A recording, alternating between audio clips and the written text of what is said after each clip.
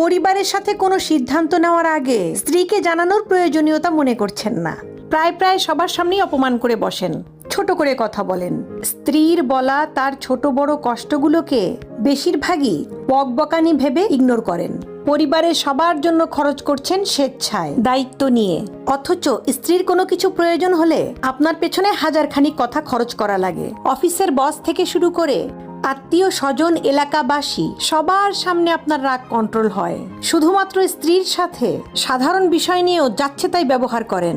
যদি সবার সামনে স্ত্রীর প্রতি একটু যত্নশীল হওয়াকে আপনার কাছে আদিক্ষেতা মনে হয়, তাহলে আমি বলবো ভাই, আপনি ওই দিনকে ভয় করুন যেদিন আপনি বিষের বোতল হাতে নিয়ে দাঁড়িয়ে থাকলেও আপনার স্ত্রীর বিন্দুমাত্র কিছু আসে যাবে না।